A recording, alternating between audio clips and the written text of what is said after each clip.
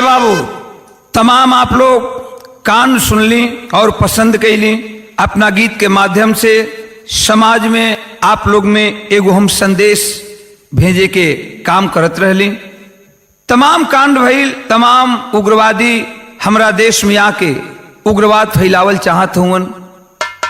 हिंदुस्तान हमेशा पाकिस्तान को भाई समझा है, संधि करने की कोशिश कर रहा है।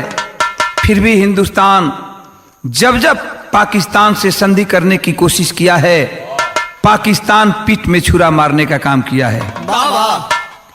आज फिर एक बार पाकिस्तान और पाकिस्तान के उग्रवादी आतंकवादी हिंदुस्तान पर वैसा ही जुल्म कर दिए, कहर ढा दिए कि हिंदुस्तानी एक बार सोचने पर मजबूर हो गए और हिंदुस्तानियों का एक बार पुनः खून खौल उठा।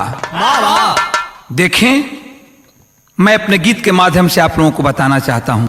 गाना का शीर्षक है पुलवामा हमला का लिया हिंदुस्तान बदला। कैसे लिया?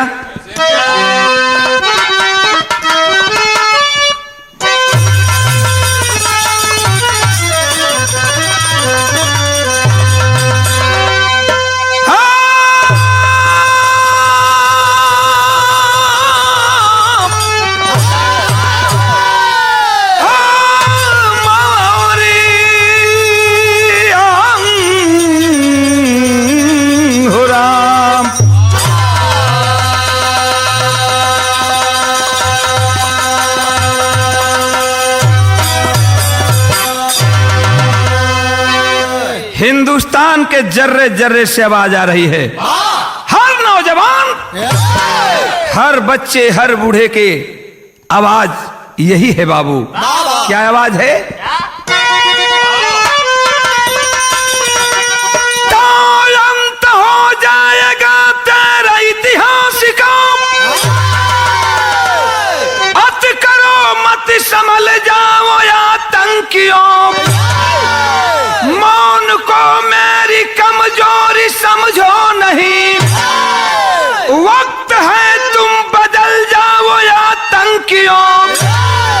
अपनी औकात पर हम अगर आ गए, तेरा जड़ इस जहां से उखड़ जाएगा। अब दोबारा दुस्साहस किया दुष्ट तो, अब दोबारा दुस्साहस किया दुष्ट तो, एक झटका में नक्शा बिगड़ जाएगा।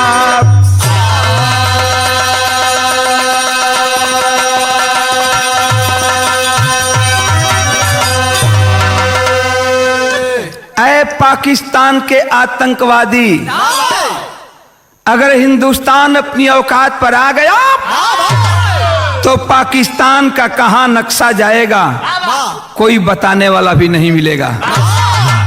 कवि जी एक बात लिखे हैं क्या?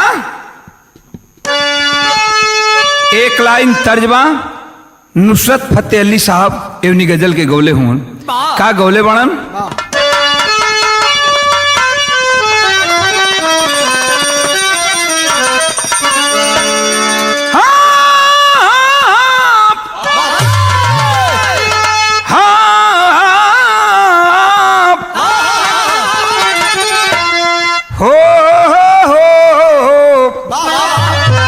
लर ला ला ला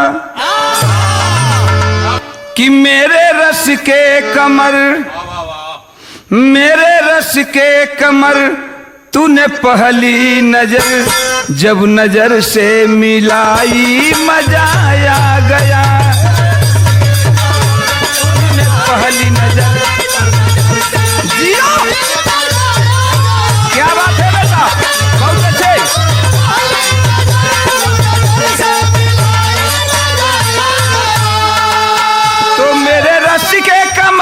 तूने पहली नजर जब नजर से मिलाई मजा आ गया।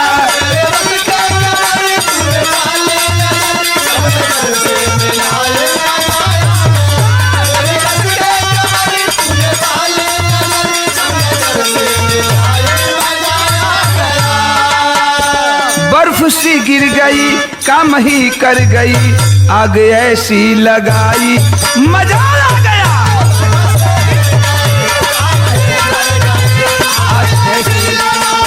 मजा आ गया।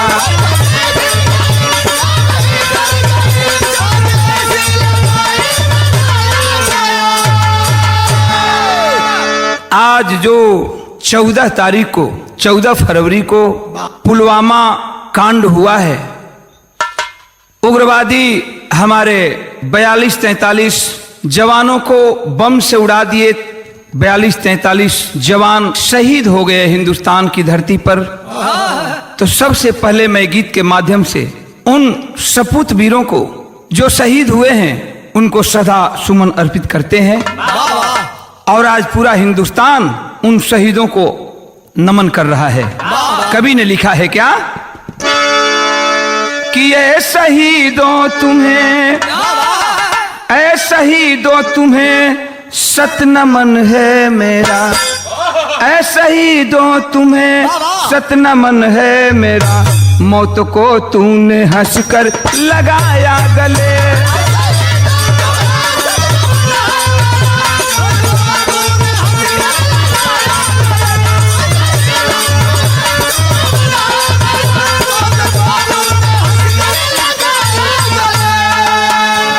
शहीदों तुम्हें सत नमन है मेरा, मौत को तूने हंसकर लगाया गले।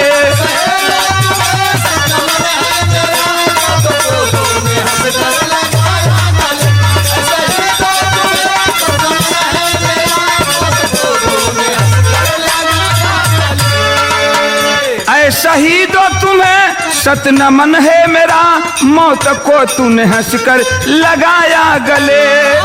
सच्ची श्रद्धांजलि दे रहा है वतन, सच्ची श्रद्धांजलि दे रहा है वतन, हंसते हंसते हमें अलविदा कह गए।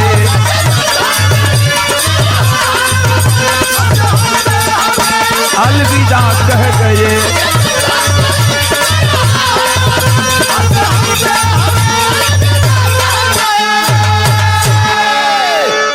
कहानी की शुरुआत हो गई बाबू। तमाम अखबार पेपर पत्रिका में आप लोग पढ़े होंगे, लेकिन पाकिस्तान के प्रति भारत का रुख क्या रहा है कभी नज्म के लाइन में दर्शाते हैं और एक तरह से पाकिस्तान को बताने का भी काम किया जाता है। कभी बता रहे हैं क्या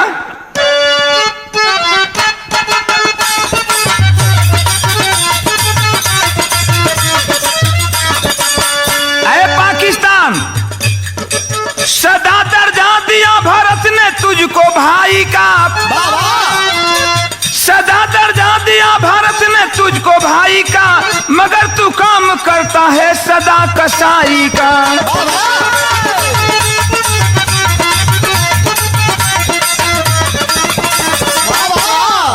इतना ही नहीं, उग्रवाद फैलाना ही तेरा धंधा है, उग्रवाद फैलाना ही तेरा धंधा है, समझ में आ गया तू कितना नीच गंदा है।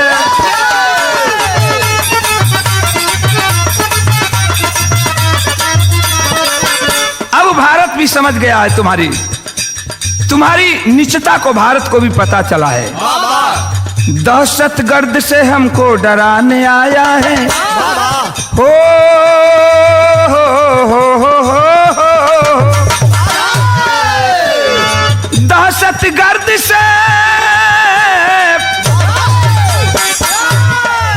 दहशतगर्द से हमको डराने आया है, लागे लाज ना तू कितना बड़ा बेहाया है।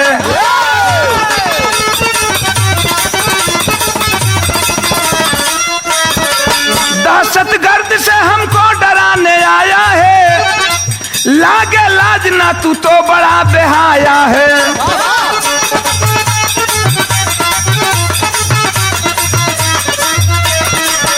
95-99 की झांकी है, रस्सी जल गई ऐठन तुम्हारी बाकी है।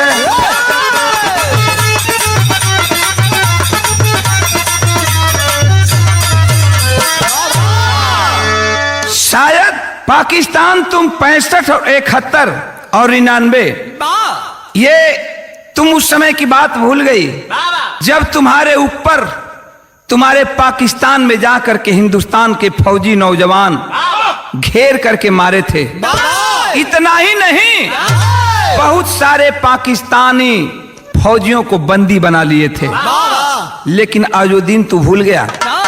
बार बार हिंदुस्तान माफ करता चला आ रहा है और तुम बार बार हिंदुस्तान को धोखा देता जा रहा है। हिंदुस्तान से कश्मीर अलग कराना चाहता है। ये होने वाला नहीं है। तर्ज बा का तर्ज का लाइन बा मास्टर।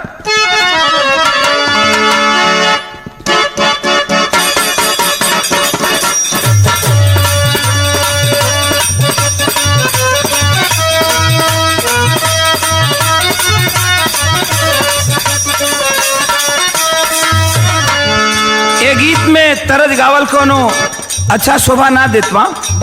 गीत से सुंदर हमरे बिरहा का लाइन हो का। जान के बाजी लगा के,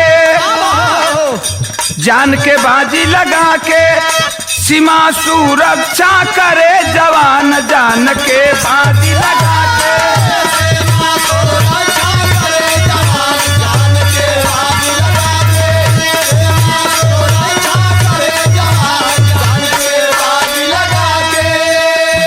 के बाजी लगा के सीमा के रक्षा करे जवान, जान के बाजी लगा के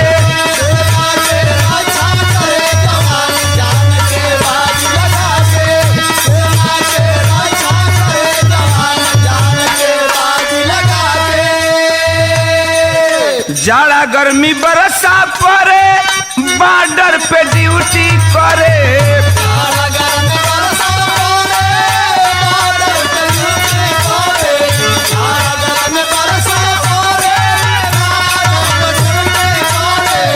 जाड़ा गर्मी बरसा पड़े बॉर्डर पर ड्यूटी करे। जय हिंद बोले सीना तान, जान के बाजी लगा के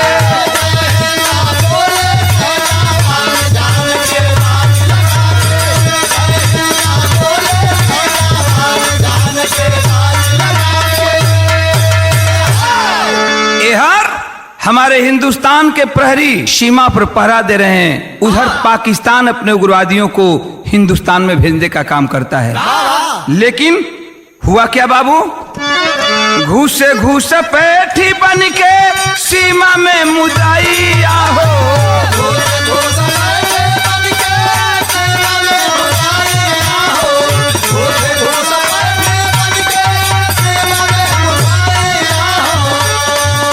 कश्मीर पे कब्जा कैले चाहे अततैया हो।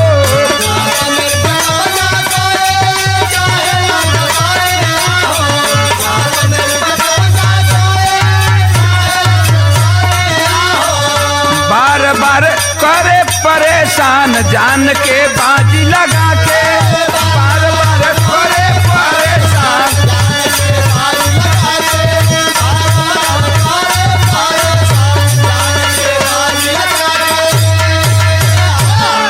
आखिरकार बाबू ये घटना घट ही गई और पाकिस्तान अपने उग्रवादियों से हिंदुस्तान पर कहर ढा ही दिया।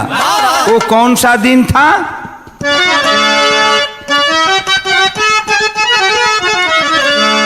कि 14 फरवरी रहे।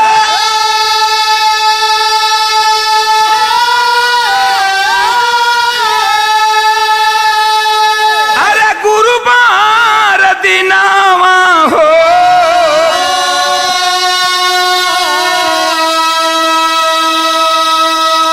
अवंतीपुरा के पास पहुंचल सब बसिया।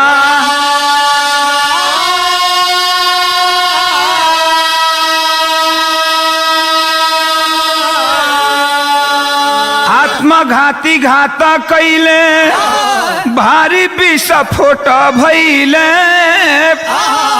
लहू लुहान हो गईली धरतिया।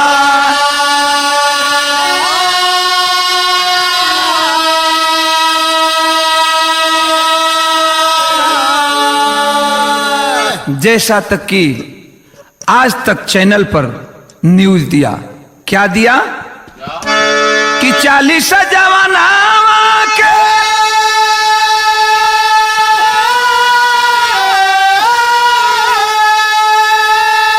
ए भैया ले लिहाल जानावा हो,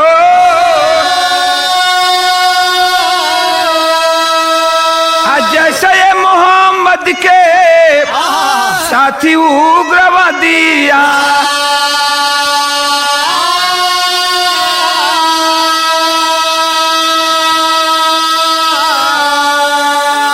मिलल सबूता बंदा कई के ताबूता अंदर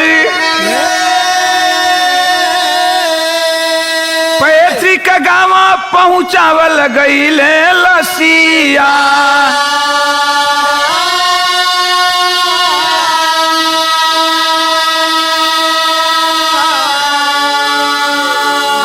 जैसा कि प्रमाण मिला बाबू, हमारे देश के सीआरपीएफ के जवान जम्मू से श्रीनगर आ रहे थे।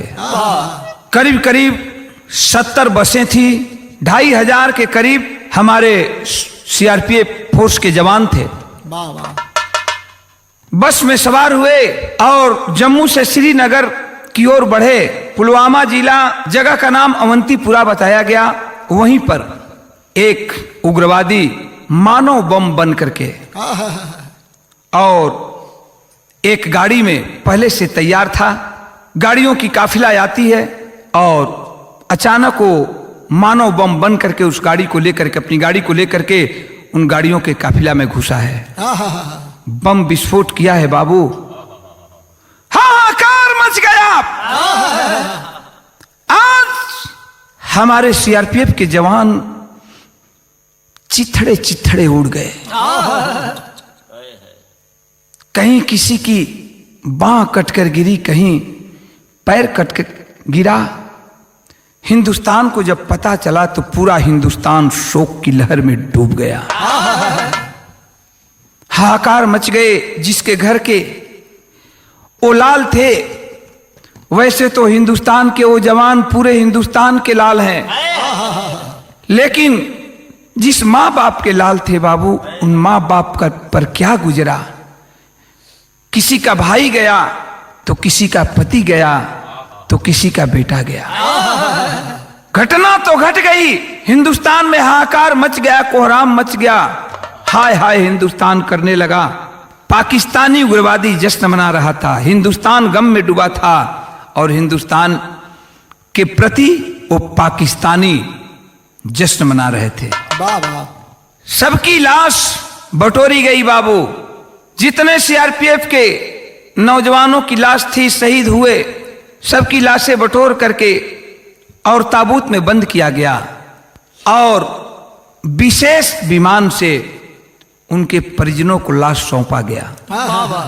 जब 40 लाश अपने अपने घर पर पहुंची है, उस समय का क्या दृश्य होगा। कोई कह करके गया था अपनी पत्नी से कि इस बार आऊंगा तो मैं मकान बनवाऊंगा। वो पत्नी कहीं पागल होकर रोती है।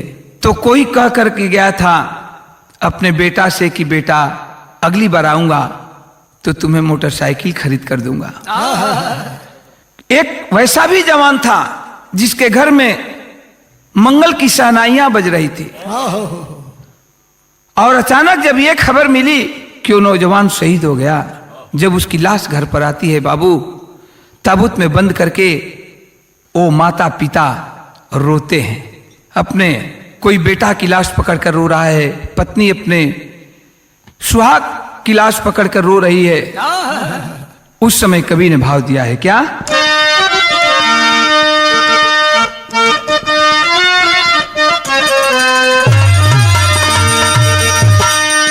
कि अरे बिलखे बाबू बिलखे माई, बिलखे बाबू बिलखे माई, ममता कया चारावा फाट गई, बियही का सेनुरवा राख भई। बिलखे बाबू बिलखे माई, ममता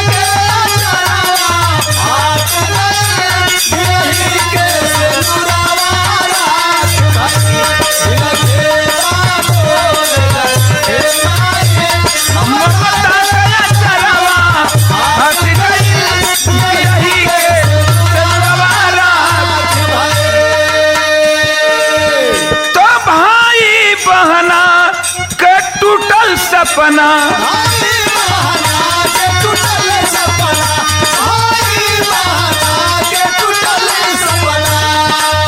अरे भाई बहना का टूटल सपना, ललना रोवे घरवा अंगना।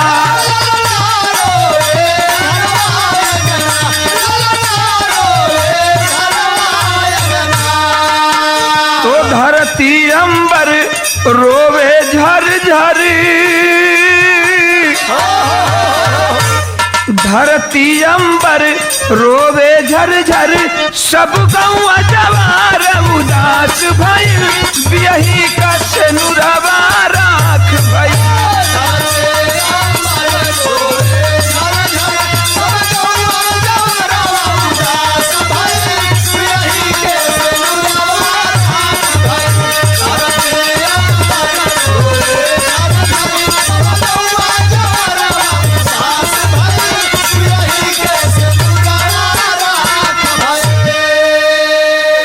इतने ना, किसी का बेटा रो रहा है, किसी की बहन पागल हो गई है, रोते रोते किसी की बीवी को दांत पर दांत लग रहा है। लोग समझाने की कोशिश करते हैं, माँ का तो कोखी उजड़ गया। तब कवि जी भाव दिहलन है, मझधार में सब परिवार फसल,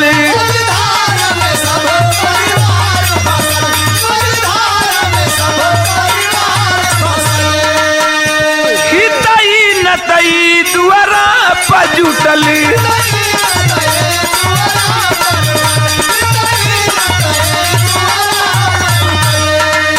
अरे लिखे में गम, लिखे में गम रोवे ले कलम, तो लिखे में गम रोवे ले कलम, गावे में गला रुआस गई, बियही का सेनुरवा राख भइल।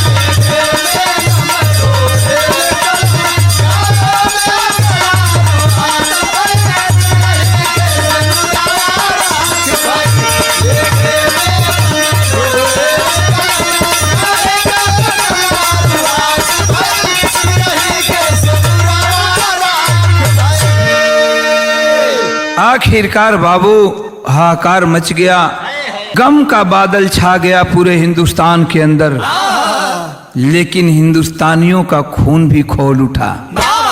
साथ साथ पाकिस्तान के नापाक इरादों के प्रति, उन पाकिस्तान के पालतू उग्रवादियों के प्रति हिंदुस्तान के लोगों के लहू के एक एक कतरा में नफरत भर गया।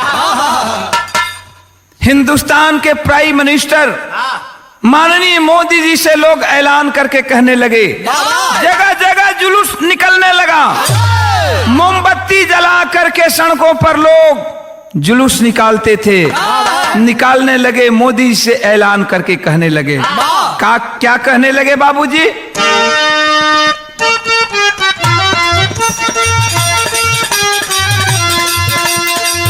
ये लोग कहे लगलन, हिंदुस्तान के जन जन से आवाज आवे लगल, बदला चाहिए मोदी जी, बदला चाहिए नहला, ऊपर दहला चाहिए हो, हमके रुपया पैसा महला, ना तू महला चाहिए, आतंकियन से बदला चाहिए हो।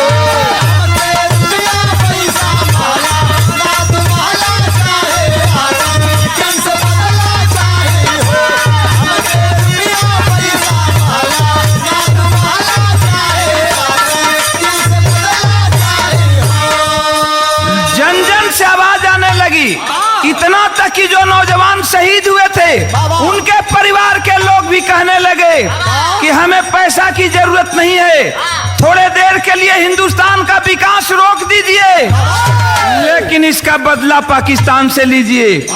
लोग चिल्ला चिल्ला करके रोडों पर कह रहे थे बाबू, यही कह रहे थे, बदला चाहिए मोदी जी, बदला चाहिए नहला, ऊपर दहला चाहिए हो, हमके रुपया पैसा महला, ना तू महला चाहिए, आतंकियन से बदला चाहिए हो।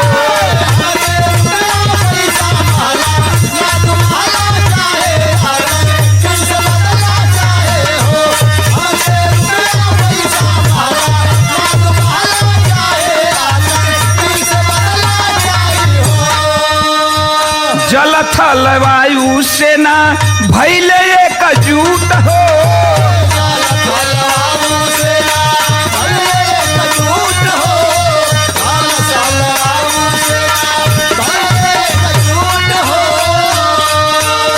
माननीय मोदी जी से मांगे सब छूट हो।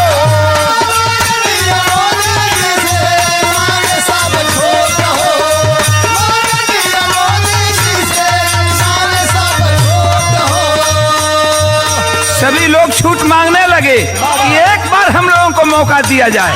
नतीजा निकला क्या बाबू? हमला चाहिए मोदी जी, हमला चाहिए, उग्रवाद पर हमला चाहिए हो। मक्के रुपया पैसा महला ना तू महला चाहिए, उग्रवाद से बदला चाहिए।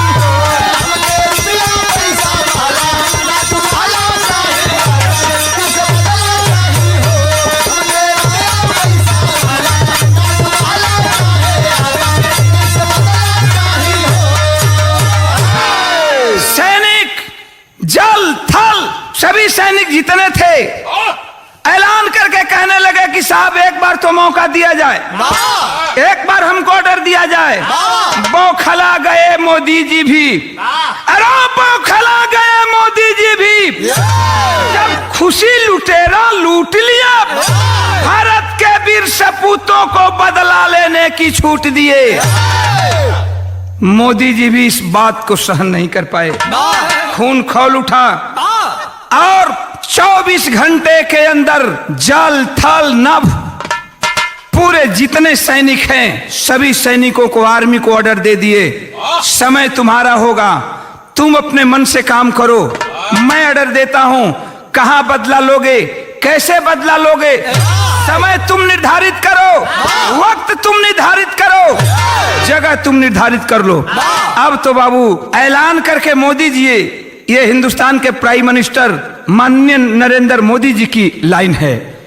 उन्होंने कसम खाया था, सौगंध मुझे इस मिट्टी की, सौगंध मुझे इस मिट्टी की, मैं देश नहीं मिटने दूंगा, मैं देश नहीं टूटने दूंगा, मैं देश नहीं झुकने दूंगा। उन्होंने इस लाइन को कहा था। लेकिन जब बाबूजी ऑर्डर कर दिए, ऊपर से मिल गया आदेश, ऊपर से जब मिल गया, छूट मिल गई, तब हमारे देश के जाबाज और हिंदुस्तानी नौजवान हरकत में आ गए और करते हैं क्या बाबूजी?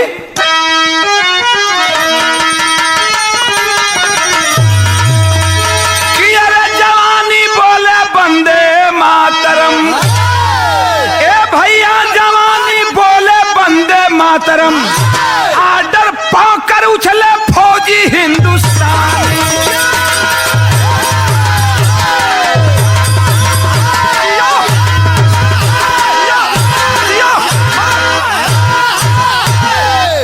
तब आखिर वो दिन आ गया बाबू, जो शहीद पुलवामा में शहीद हुए उनकी अभी 13वीं भी नहीं बीती थी।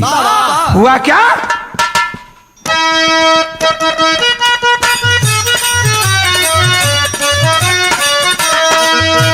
नतीजा निकलल का कि 26 फरवरी के भरी के उड़ानवा चलले जावा नवा।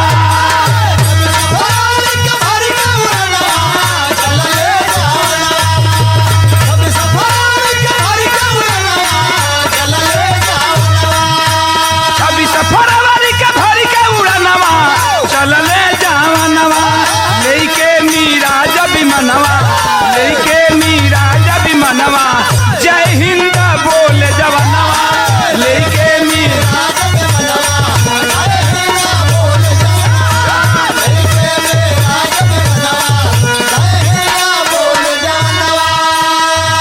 आ गए हरकत में हिंदुस्तान के फौजी जवान।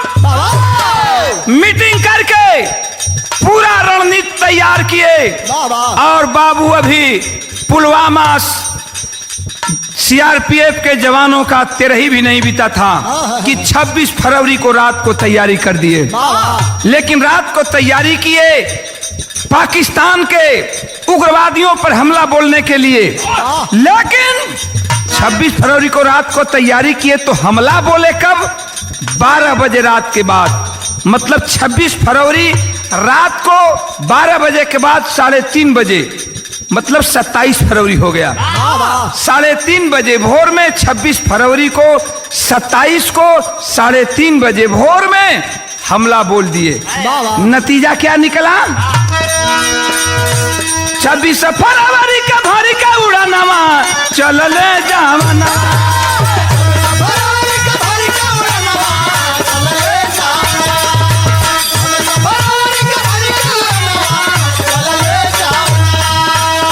लेके मीरा जब मनवा, लेके मीरा जब मनवा, जय हिंद बोले जब, लेके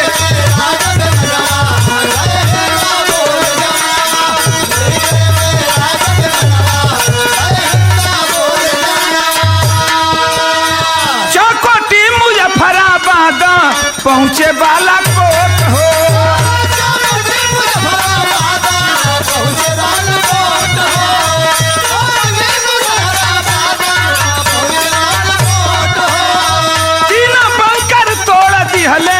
कई के 20 फुट हो।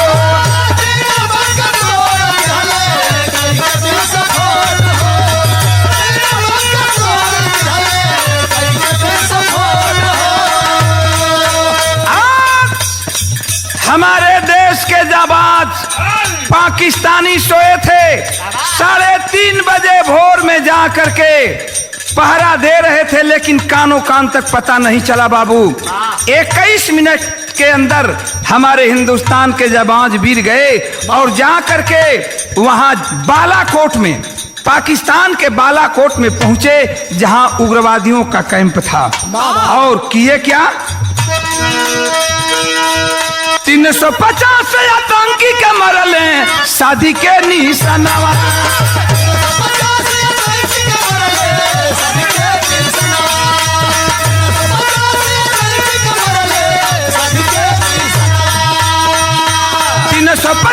आतंकी के मरले शादी के निशानवा।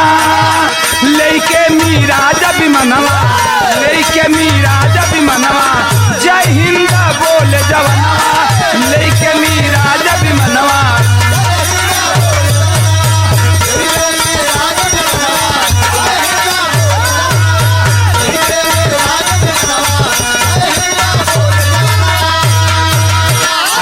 धन्य है मेरा हिंदुस्तान और धन्य है हिंदुस्तान की मिट्टी और धन्य है हिंदुस्तान की मिट्टी पर जन्मे हमारे लोग। 12 जाबाज देश के सपूत। 21 मिनट तक ऑपरेशन चला बाबू। कोई पाकिस्तान के सैनिकों को कुछ नहीं पता चला और जा करके 40 जवान के बदले पाकिस्तान में जा करके 350 आतंकियों को ढेर कर दिए और वापस 21 मिनट के अंदर अपने हिंदुस्तान में प्रवेश कर गए। जितने मेरे जवान गए थे और 350 आतंकियों को ढेर किए, एक जवान, एक हिंदुस्तानी के ऊपर खरोच तक नहीं आया। इतना बात, इतने के बाद पाकिस्तान एकदम बौखला गया। इतना ही नहीं, कहने को प्रमाण मीडिया देती है, अनुमान लगाया जा रहा है। और जैसा कि पाकिस्तान बोल रहा है, आज के पेपर में, आज के अखबार में, उस हमला में मसूद अजहर भी बहुत बुरी तरीका से घायल हो चुका है और मर चुका। जैसा कि मीडिया बता रही है, लोग बता रहे हैं, आज का पेपर बता रहा है। वो लोग बहाना बनाए कि मसूद 2 दिन के बाद विदेश मंत्री कुरैशी का, पाकिस्तान का जो विदेश मंत्री है, उसका बयान आया कि मसूद अजहर पाकिस्तान में है लेकिन बहुत ज्यादा बीमार है, घर से बाहर नहीं निकल सकता है। इतना बीमार है कि घर से बाहर भी नहीं निकल सकता है। उसका किडनी खराब हो चुका है, वो बहुत बुरे हालत में है। ये देख करके ये अंदाजा लगाया जा रहा है कि कहीं हिंदुस्तान का जो ये फौजी वार किए हैं वहां, तो ये तो नहीं कि वो मसूद अजहर उसमें घायल हो गया बुरी तरीका से। तो ये प्रमाण मिला है। 350 आतंकियों को ढेर किए। पाकिस्तानी इतना बौखला गए बाबू कि 26 के रात में 27 के सुबह में 3:30 बजे भोर में हमारे हिंदुस्तान के नौजवान बालाकोट में जाकर के हमला किए और 27 गैप पड़ा। 28 तारीख को वो 3 अपना विमान से, वहां के नौजवान, पाकिस्तान के नौजवान 3 विमान से आते हैं हिंदुस्तान में फौजियों पर बम गिराने के लिए। लेकिन बारे हमारे देश के जाबाज, हमारे देश का जाबाज अभिनंदन अपनी जहाज लेकर के गश्ती में था। ऊपर से देख रहा है कि अरे पाकिस्तान से 3 विमान आ रहा है, हमारे हिंदुस्तान में प्रवेश कर गया, धोखा हो जाएगा, ये बम गिराने के फिराक में है। लखेद लिया अपने विमान को लेकर के, और जब विमान को लेकर के अभिनंदन लखेदा है, एक विमान को मार करके गिरा दिया, बाकी बचा 2 विमान पाकिस्तान का। दोनों विमान को लखेदा। इसी मार फात में बाबू उधर से वार कर दिए अभिनंदन के ये जहाज के ऊपर, और जाकर के अभिनंदन का जहाज पर गोला लगा है बम का, जहाज क्रैश कर गई। अंजाम निकला, जहाज में आग लग गई और अभिनंदन अपना पैराशूट लेकर के जान बचाने के लिए कूद पड़ा जहाज को छोड़ करके। संजोगी कहा जाएगा कि पैराशूट लेकर के गिरा कहां है, तो पाकिस्तान की धरती पर। और जब पाकिस्तान की धरती पर गिरा तो वहां एक गांव में गिरा है। पूछ रहा है कि मैं कहां हूं। पहले तो पाकिस्तानी झूठ बोले कि हिंदुस्तान में हो, लेकिन जब बोले कि हिंदुस्तान में हो, तब ये अभिनंदन बोला कि भारत माता की जय, जय माता दी। जब बोला, जब वहां के लोग नहीं बोले, तब इसको शंका हुआ कि नहीं, मेरे साथ धोखा हो रहा है, मैं हिंदुस्तान में नहीं हूं, मैं तो पाकिस्तान में हूं। वहां से भागा है, लोग लखेद लिए। इतने उग्र हो गए थे पाकिस्तानी जान मारने के लिए अभिनंदन को कि इतने लोग उग्र थे, लखेद लिए। उसमें अपनी सर्विस रिवाल्वर निकाला है, हवा में फायर करते हुए बड़ा आगे की ओर भागा है, आधा किलोमीटर तक भागा है, लेकिन सर्विस रिवाल्वर उसकी गिर गई और उसके साथ कुछ हिंदुस्तान का साबूत था। समझ गया कि ये पाकिस्तानी अब जान छोड़ेंगे नहीं, हिंदुस्तान का साबूत भी पकड़ा जाएगा। कुछ कागज, कुछ जो साबूत कागज पर थे, वो कागज तो वो अभिनंदन खा डाला, निगल गया, और जो कागज बचा था लेकर के एक नाला में कूद पड़ा। कितना जाबाजी दिखाया, लाख मारते रहे, पीटते रहे, पकड़ा गया पाकिस्तान में मेरा देश का जाबाज, लेकिन जबान तक नहीं खोला। केवल यही बताया, अपना सर्विस नंबर बताया और ये बोला कि मैं पायलट हूं, कमांडर हूं, जहाज का पायलट हूं, मैं इस तरह से गिरा हूं। पाकिस्तान के जहाज गई थी वार करने के लिए, मैंने एक जहाज को मार कर गिराया, वो भी मेरे जहाज को लोग मार दिए, मैं पैराशूट के सहारे पाकिस्तान में गिर। इसके आगे मैं कुछ नहीं बता पाऊंगा, सॉरी सर।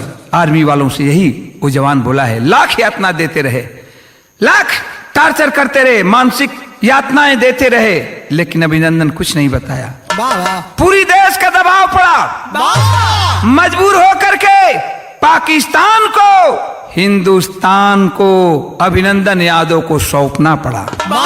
पाकिस्तान को छोड़ना पड़ा अभिनंदन को, और जब छोड़ा है, आया है सकुशल। आज अभिनंदन मेरे हिंदुस्तान की धरती पर बाघा बॉर्डर के जरिए आया, बाघा बॉर्डर के रास्ते से आया है। सबसे पहले अपने माता पिता, पत्नी और बेटा से मिला है।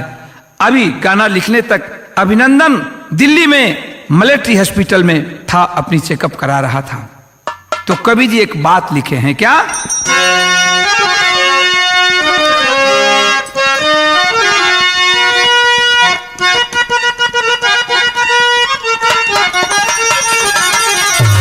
कहा गई कि यार दूसरा के दर्द नहीं, जननी हृदया भैया किए थे, वही रणनीति तैयार करके और नौजवानों को एकजुट करके भेजे थे। और उसका बदला, आज पुलवामा का बदला लेकर के हमारे देश के रणबांकुरे, हमारे देश के सपूत चले आए। 40 का बदला 350 से लिए। तो कवि को कहना पड़ा, अब की दुशासन कौनो करी है या टंकी बाबू,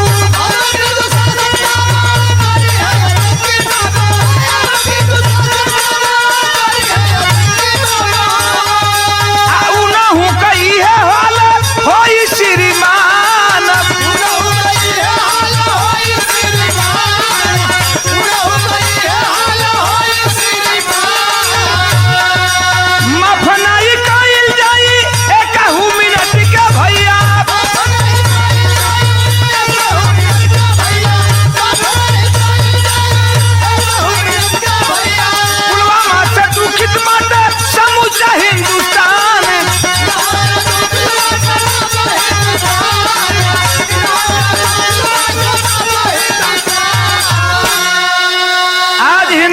पाकिस्तानियों का कहना है कि हम लोग बहुत सह चुके, बहुत देख चुके, लेकिन अब पानी सर से ऊपर जा रहा है और अब ये बर्दाश्त नहीं किया जाएगा। खास तौर से हिंदुस्तान का इस समय जो प्रधानमंत्री हैं ओ बोल पड़े। पहले भी बोल दिए थे, जिस दिन पुलवामा कांड हुआ तो उस दिन बोले थे वो हिंदुस्तान का प्रधानमंत्री कि पाकिस्तान को इसका सजा बहुत महंगा भुगतना पड़ेगा, जो आज पुलवामा में हिंदुस्तान के अंदर जो घटना हुई है। हमारे एक एक वीर जो शहीद हुए हैं, उनके खून का एक एक कतरा का चुन चुन कर हम बदला लेंगे। वही हुआ, जवानों का तिरही भी नहीं बीता और हिंदुस्तान मेरा उन पाकिस्तानी उग्रवादियों से बदला ले लिया। तो कहना है कवि का अंतिम लाइन में क्या कहना है बाबू?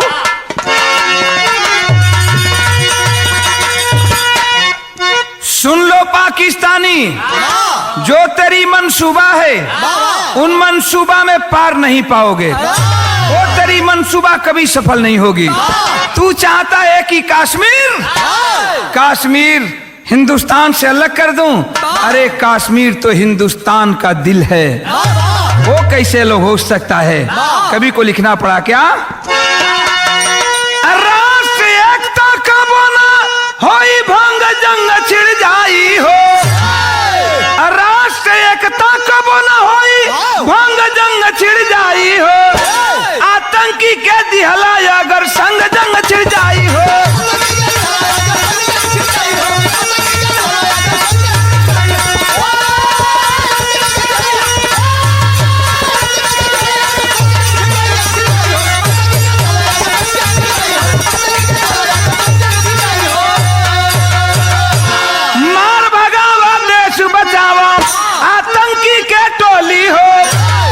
पाकिस्तान अपने देश से आतंकियों को हटाओ, और जब आतंकी हटाओगे अपने देश से तो मेरा हिंदुस्तान करेगा क्या? कि मार भगावा देश बचावा आतंकी के टोली हो, तुम्हारा संग ईद मनाई तू हमारा संग होली हो। हम तो तुम्हारा भाई हैं, वैसे भी रिश्ते में भी तुम्हारा बड़ भाई लगते हैं। तेरे साथ मैं ईद मनाऊंगा, तुम भाई होकर के मेरे साथ होली मनाओ, लेकिन ये आतंकवाद मिटाओ। कवि का कहना है क्या? नाता हालत हो जाई बदरंग जंग छिड़ जाई हो, नाता हालत हो जाई बदरंग जंग छिड़ जाई हो, आतंकी के दिहला अगर संग जंग छिड़ जाई हो।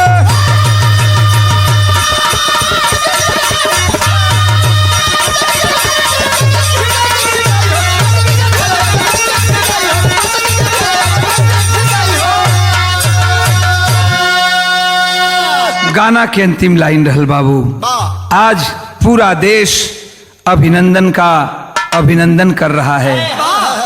प्रधानमंत्री कह रहे हैं कि अभिनंदन का नाम ही बदल गया।